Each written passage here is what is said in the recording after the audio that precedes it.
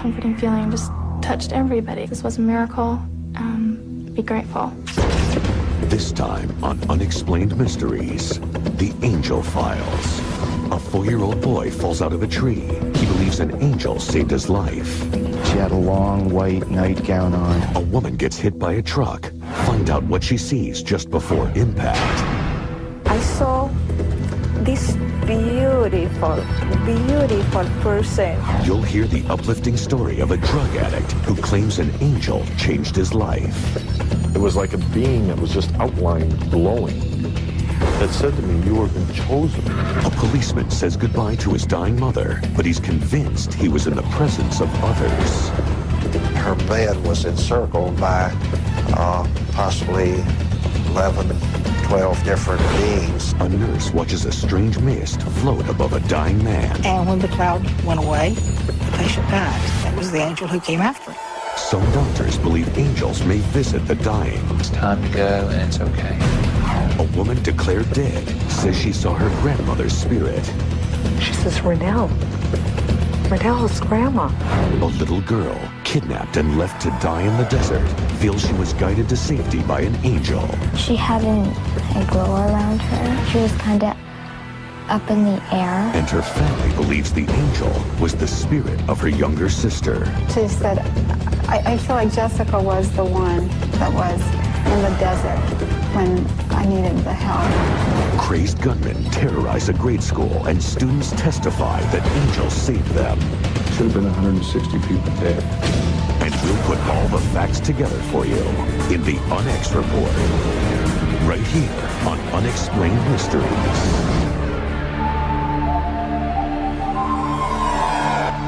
Many Americans believe in the existence of angels. The latest Gallup poll shows that 65% of us believe in angels. 75% of us who are between the ages of 18 and 25 believe in angels. Why does the belief in angels appeal to so many people in this day and age? AIDS, a troublesome economy, a high divorce rate, changing sex roles. All of these things make for an uncertain world. People are turning to angels in an attempt to find security, power, control, meaning in their lives.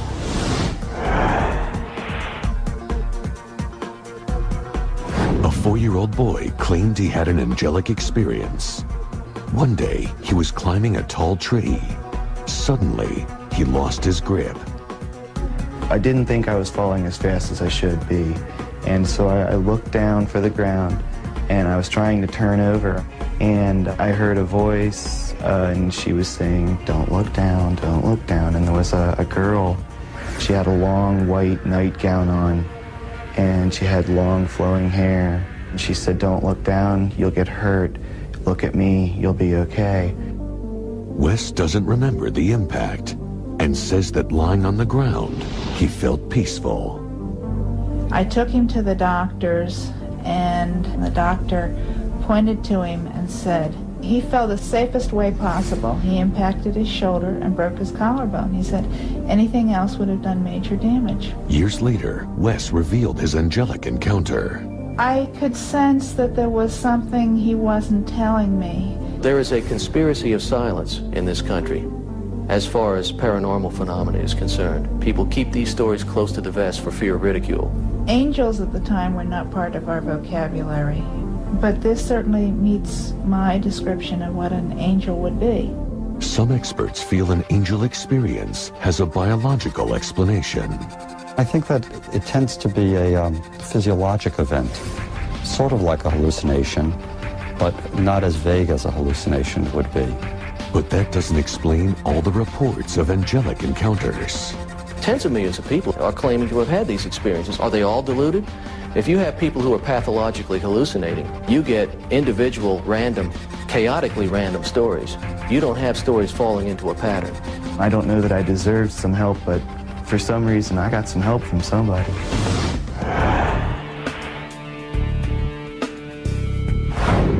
While playing at a pool party in Normal, Illinois, another young boy claims he came into contact with an angel. And we had fastened water wings on Daniel because he couldn't swim. somehow, and we really don't know when, he took the water wings off. And he ended up in the deep end of the pool. He was just laying down there, this little ball. Daniel nearly drowned. When he was revived, he made an unusual statement. He said, did you know that there was an angel and there was a bright light, and the angel and the bright light were inside a tunnel? A tunnel with a light inside and an angel. Children seem to have a natural affinity for wonder, and so they're very open to the kinds of things that apparitions bring.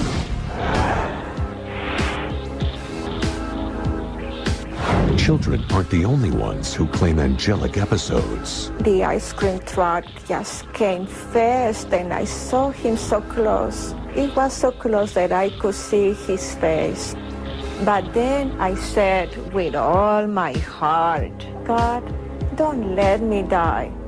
And right after that, I saw this beautiful, beautiful person. It was a male, and he was like when you see somebody in slow motion, just coming towards me at the same speed as the truck, but his hands were like this, stretched to me. The truck slammed into Estella. She suffered a number of injuries, including the loss of her leg, but surprisingly felt no pain.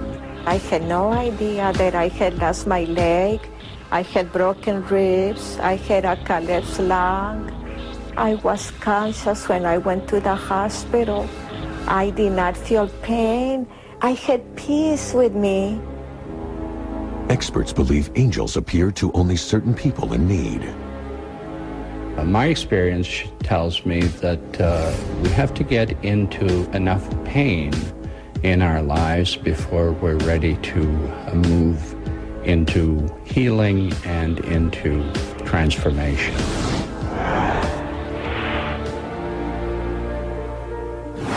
The presence of angels is not limited to life-threatening events. I had a lot of hate. I reeked in hate. It radiated from me. My eyes were black from what I've been told by people that know me. Daryl Cochran had two big problems, drugs and alcohol. He was a hellraiser. He was constantly in trouble. He was slowly working his way to either to prison or to be dead. When Daryl's younger brother Mike was shot dead in a drug deal and set on fire, Daryl went wild. I was on like a 5-day bender, nonstop. And I remember sitting in my living room and the pain, the ungodly pain. And I fell on my hands and knees on the floor, and I was puking blood. And all of a sudden, I felt a warmth, an incredible warmth all over me. Daryl claims that's when he saw an incredibly brilliant light. There was an outline of a being. There was a voice. And it said, you have been chosen to be a light to others. And I knew then I'd finally flipped. I'd lost it, gone right over the edge. The next thing I remember was this incredible feeling of peace. From that day forward, Daryl changed his life. He stopped drinking and taking drugs, and he created a teenage anti-drug program. All this because Daryl feels he was visited by an angel. Or whatever it was, must have been some sort of miracle. Daryl believes that his guardian angel or a guardian angel appeared to him and with some sort of communication from the angel induced a transformation. Daryl felt that he'd be the last person to get angelic assistance, but his experience affects him to this day. This silhouette in this brilliance of light, it was like a being that was just outlined, glowing, that said to me, you have been chosen. Me, a drug addict, I've been chosen. I have a guardian angel in my life, and it goes before me. Later on Unexplained Mysteries, the Angel of Death. The Angel of Death is a rather friendly and loving figure. A hard-edged policeman softens when beings appear as his mother dies. I believe that the figures were angels A nurse tells of her frequent sightings of angelic creatures. I feel like you've been given a glimpse of the other side. And doctors report similar experiences. He told me that 2 nights before, in a dream, he saw his mother and another figure. A husband and wife are burned in a plane crash. Both claim they saw an angel. I saw what was a strong, muscular hand that was transparent-like. And he grabbed an invisible hand, and he walked directly out of that plane across the wingtip. A young kidnapping victim that may have been helped by a kind spirit. And she saw the little spirit standing there. That helped her go the right way. Hostages say they survived a bomb blast with the help of angels. I saw this woman, and she told me that to listen to my brother and it's going to be okay. And we'll wrap it all up in our UNX report, here on Unexplained Mysteries.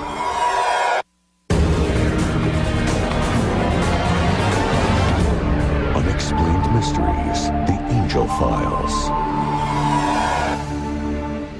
The terrifying angel of death. The angel of death has been traditionally defined as any angel to whom God delegates the power to take a mortal's life. But now researchers believe that the angel of death is not always fearsome. The good news is that generally the angel of death, contrary to the darker legends, is a rather friendly and loving figure.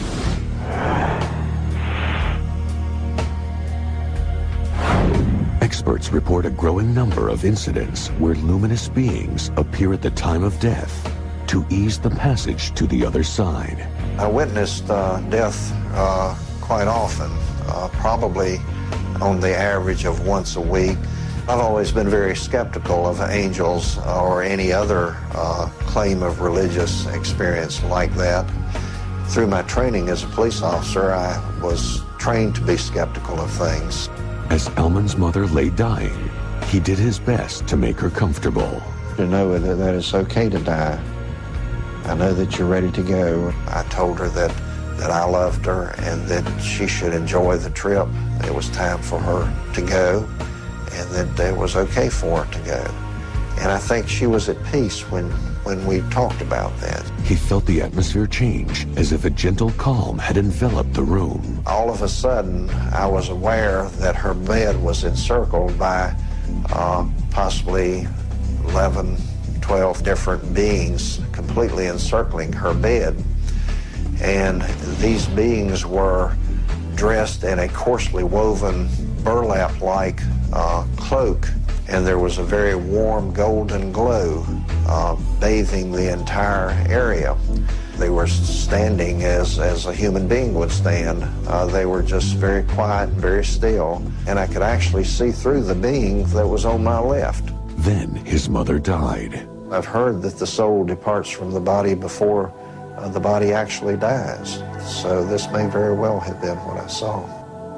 The experience affected him profoundly. I believe that the figures were angels, and I believe that they came to escort my mother's soul to heaven. That's what I believe.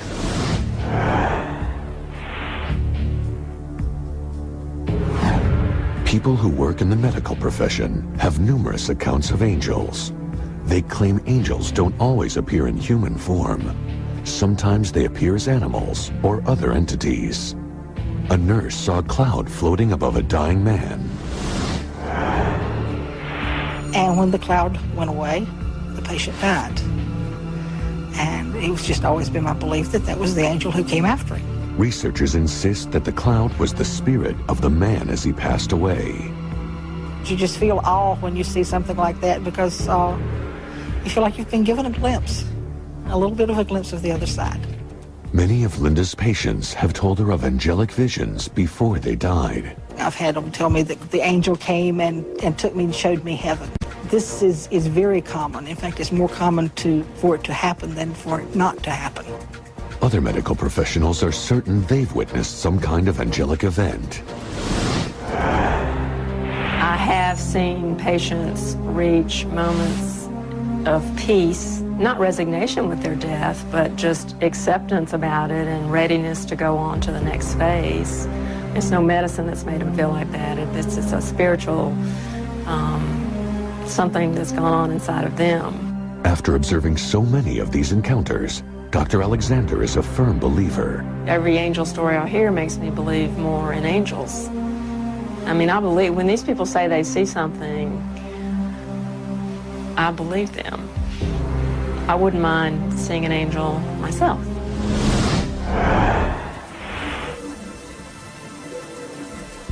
Dr. Alexander's husband is also an internist. He had a strange visit from a patient. He told me that 2 nights before, in a dream, he saw his mother and another figure. And they told him he was going to be dying on Sunday morning. But the patient was in perfect health. I just don't normally put people in the hospital unless they're very, very sick. And this is just the most unusual experience I have ever had. Making his rounds that Saturday night, Dr. Alexander confirmed his patient was doing well. And at 5:05 on Sunday morning, he took his last breath and he died.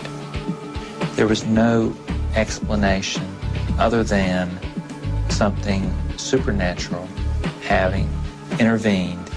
The doctors realize that the medical community doesn't share their opinion of angels, but they are firm believers. I believe that angels exist. I believe that there is a guardian angel for each of us, whether we see it or not. And I believe that there is another figure that can be interpreted as the angel of death that does come at the time of death, a very peaceful spirit, to let that person know it's time to go and it's okay. Next on Unexplained Mysteries, a short plane trip turns into a journey to the other side. She says, Renelle, it's Grandma. It hit me. She had died 2 years before. Am I dead? More doctors are convinced patients often get otherworldly help. We have guardian angels that watch over us and help us out whenever we are in need of help. A child in danger says she found safety through a spiritual guide. She had blonde hair and bluish eyes, and she had a glow around her. And her family believes the spirit was her unborn sister. I think it was me. I believe my sister, I was her angel. The amazing tale of the angels who saved school children from deranged gunmen. It was just like this total peace and this comforting feeling just touched everybody. It was just a feeling just to be relaxed and not to worry that you'll make it through it. And we'll get to the bottom of all the facts with the Unex Report on Unexplained Mysteries. Explore the world's greatest mysteries. From the classified government documents that claim UFOs exist to spontaneous human combustion. The smoke just started pouring out of my arm. Plus, madman or werewolf. The ears began to point and he howled. On the next Unexplained Mysteries. The signs are everywhere. Closed captioning provided by... With Meinke's Oil Change Plus, you'll get an oil change, plus a tire rotation, plus a brake inspection. Meinke, right service, right price.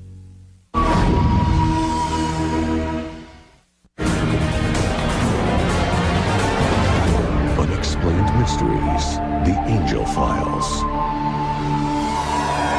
Many people claim angels saved their lives.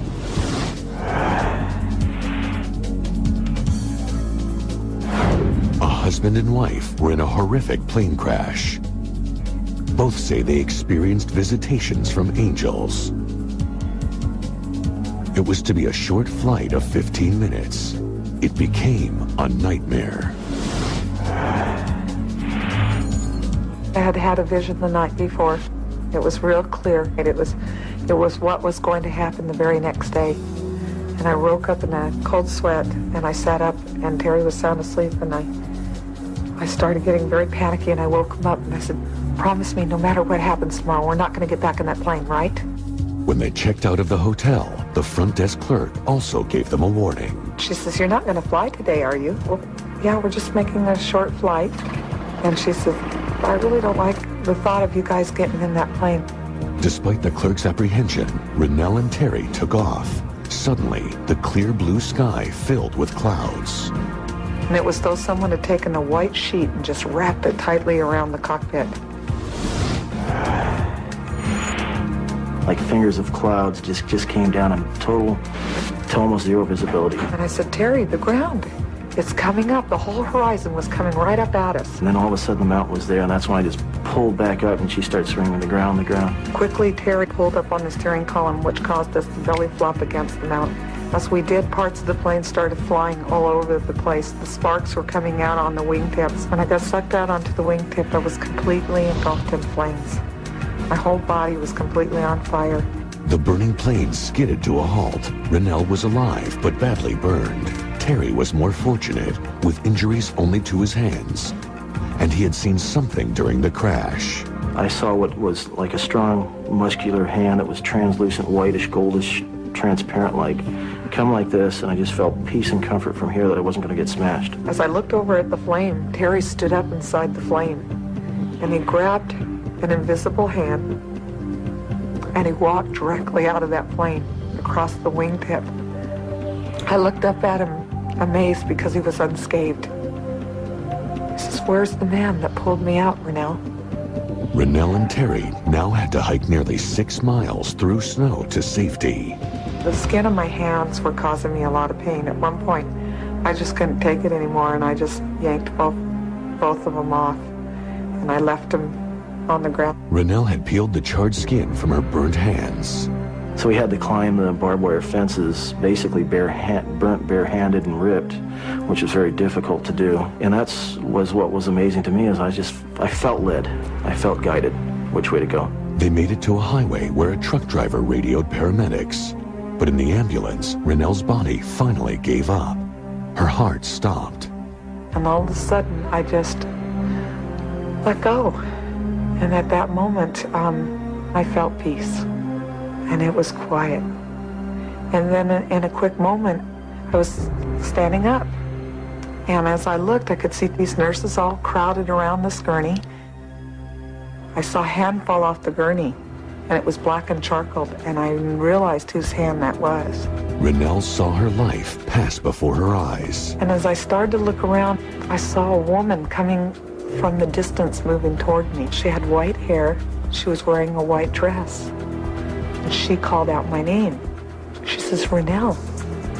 Rennell, it's Grandma. Grandma? Yes, Rennell, it's me. She reached out her hand. Well, now, wait a minute. It hit me. She had died 2 years before. Am I dead? Was this vision an angel? In the emergency room, a doctor was pronouncing Rennell legally dead. Rennell says her grandmother taught her vital lessons. I learned that love was not just this emotion that you feel in your body. It is an actual power that empowers your own soul and your own life. Rennell claims she then saw an image from the future, perhaps another angel. I saw a young man come from the distance, and he said, Mom, why are you here? Mom? Nathaniel. He says, I need you, Mom. You have to go back. At that moment, as I looked into his eyes, I realized I needed to set my own selfish needs aside. I said, I promise you, Nathaniel, I'll give you your chance. I promise. Then she let go of Rennell's hand. And just before I came into it, I could see my hand off to the side of the bed. And then when my spirit had come into it, I absolutely couldn't stand it. It was an instant pain. Rennell relied on the memory of Nathaniel to get her through the numerous surgeries and grueling physical therapy. She was a very motivated person who became very goal-oriented and was sure that she was going to beat this. We have guardian angels that watch over us and help us out whenever we are in need of help. Rennell's difficult rehabilitation seemed to solidify the Wallace's marriage. Somehow it fused us together. It's like the hands were both burnt, they're both fused together. So we had the same matching mittens, where people had their wedding rings and all that. They match, and so it's happened, we kind of got fused. Years after she was declared dead, Rennell has survived to give birth to a son. His name, Nathaniel. Rennell and Terry Now share her grandmother's words with others by visiting hospitals to comfort burn victims. Remembering hearing my children's echoes down in the valley and thinking, that's why I lived. This is the reason. Coming up on Unexplained Mysteries, a kidnapped young girl finds her way to safety with the help of a kindly spirit. She was telling me it'd be all right and that I'd be okay. School children held at gunpoint believe that angels helped them overcome their fear. I guess you could explain it as peace. You know, that nothing could happen to us. A mother is amazed by her daughter's story. I embraced her, and she, at that point, stood and told me, Mommy, the angels saved us. And a boy who is afraid of the truth. He just looked at me and he said, Dad, you would believe me? And we'll tie it all up for you in our Onyx Report, here on Unexplained Mysteries.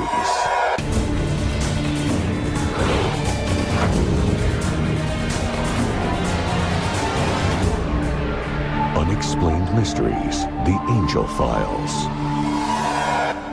Angels are often credited with extraordinary rescues.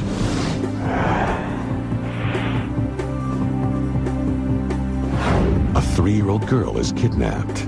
Well, she was kind of a bouncy little kid, always into trouble and always jumping on, you know, always wanting hugs and kisses and jumping on you and mauling you, and she was always fun.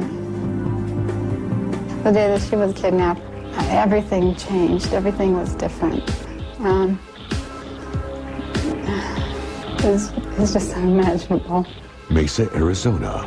Rhonda Skidmore rushed to her son's school. I had to go to the school to help Robert. And so I took some things into the school and I left my little kids in the car.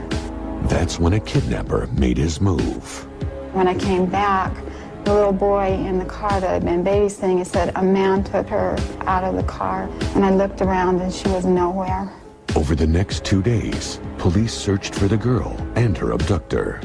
Back home, her brothers and sisters were desperate. Robert went to the front door and just screamed, trying to call her home. And he did that until his voice was totally spent. This incident occurred in fall time, which in Arizona we see our greatest extremes, the extreme heat, the extreme cold. Children lose heat and become dehydrated very quickly, and it could even progress to a point of unconsciousness, what we call heat stroke, and a large percent of those patients could die. A thunderstorm forced the police to stop the search. Hope was fading. We actually had one news reporter say, "How will you feel when they find her dead body?" But 3 days after her abduction, a hunter made a startling discovery. I was hunting quail. I hit one. Upon retrieving it, walking up to where it was laying, I picked it up, looked across the wash to the left, and upon doing so, I saw her in the wash looking at me. She had lots of scratches all over her legs, her arms, and her. She wasn't walking very good because she was barefooted. Her feet were tore up, and I asked her if she wanted me to carry her, and she replied yes. It amazed me that she wasn't crying or whining about nothing, not at all. Bingham took her to the police, who rushed her to the hospital. The young girl had been in the desert for 3 days and nights without food or water. They were very amazed that she survived that Thursday night because it was so cold and it was so windy. And sure, should have put her in a coma. Because of her weakened condition, she should not have been able to survive it.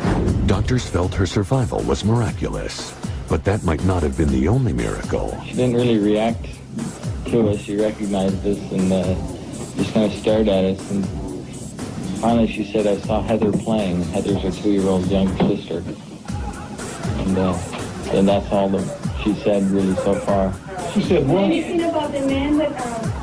She hasn't said anything other than, I saw Heather playing.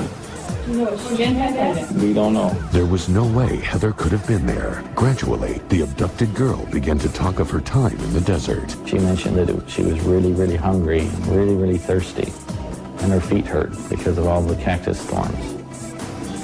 And then she started talking about the little girl that she saw in the desert. But who was that little girl? She had blonde hair, and bluish eyes, and she was in white clothes, and her hair was about shoulder length, a little longer, and she had a glow around her, and she wasn't standing on the ground. She was kind of up in the air. I felt like she was telling me I'd be all right and that I'd be okay.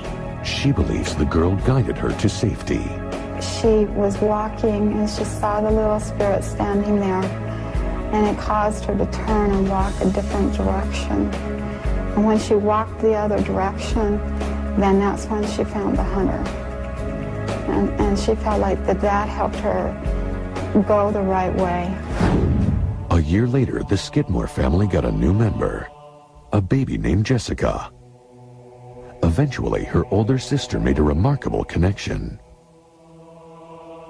And she said, I feel like Jessica was the one that was in the desert when I needed the help. I think it was me. I believe my sister, I was her angel. Did this little girl see an angel? Did her sister's spirit guide her to safety? I still think Jessica is my angel because I think that she must love me, and I think I love her more just because of what has happened.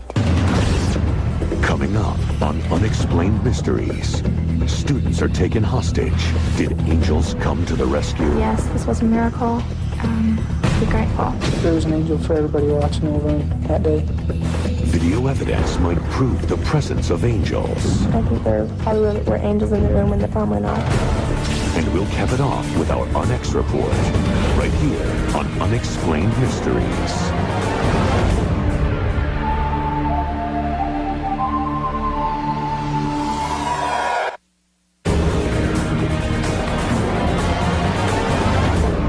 Unexplained Mysteries, The Angel Files. Angels seem to appear in desperate situations.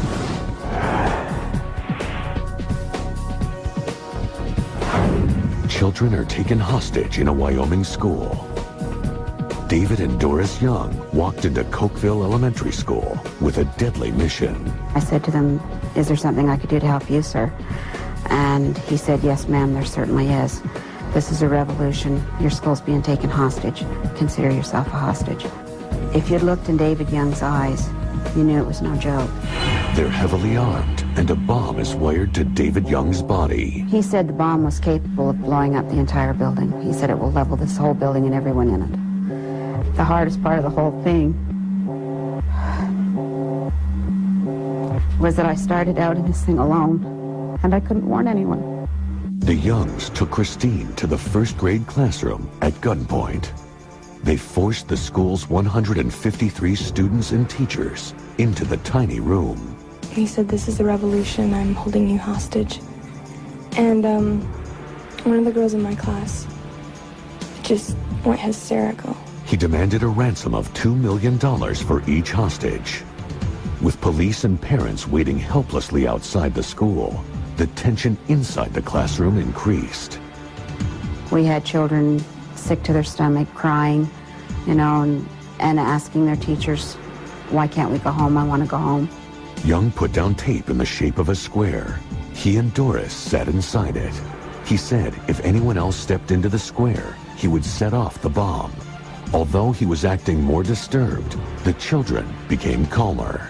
It was just like this total peace and this comforting feeling just touched everybody. I guess you could explain it as peace.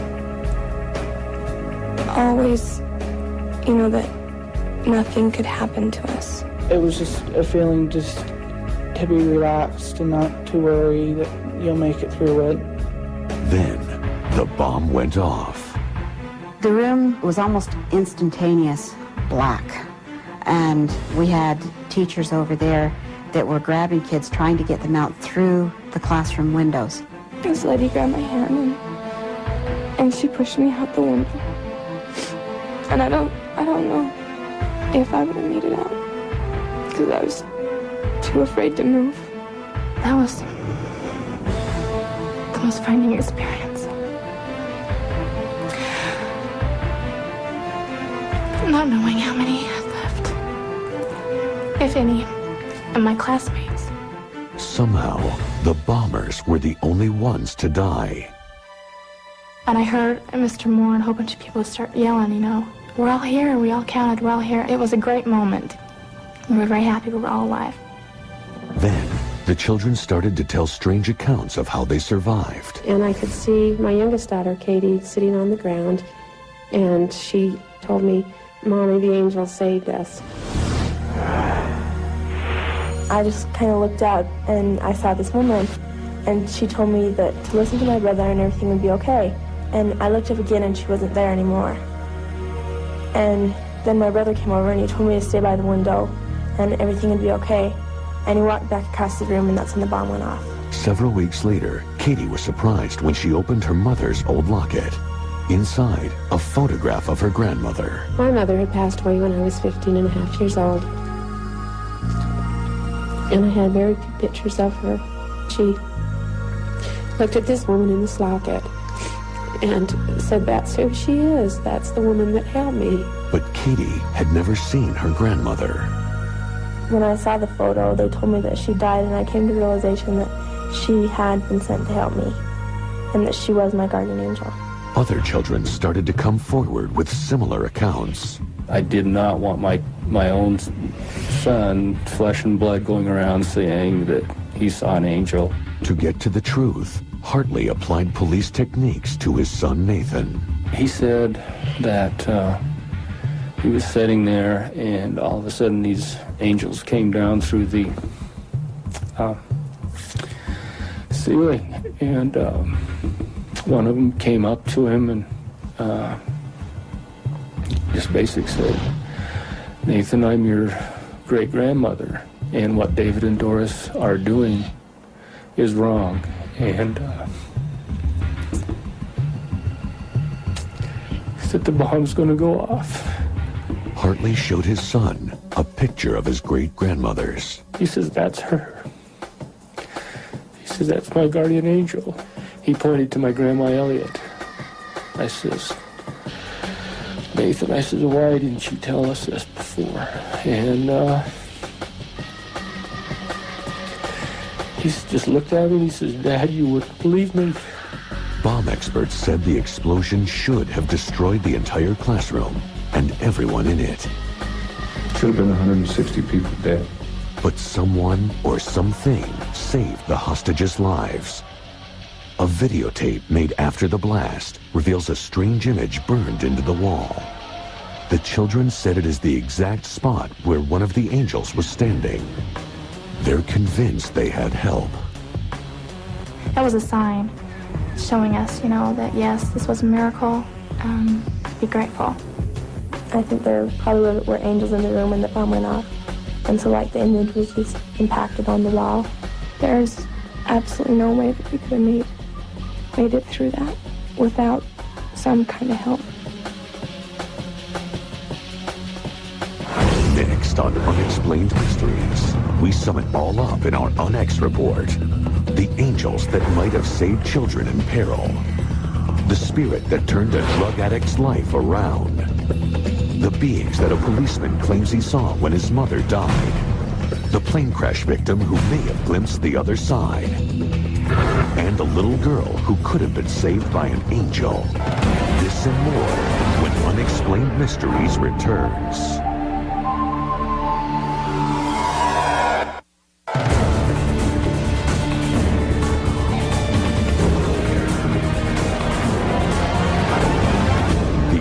Report. Are there angels?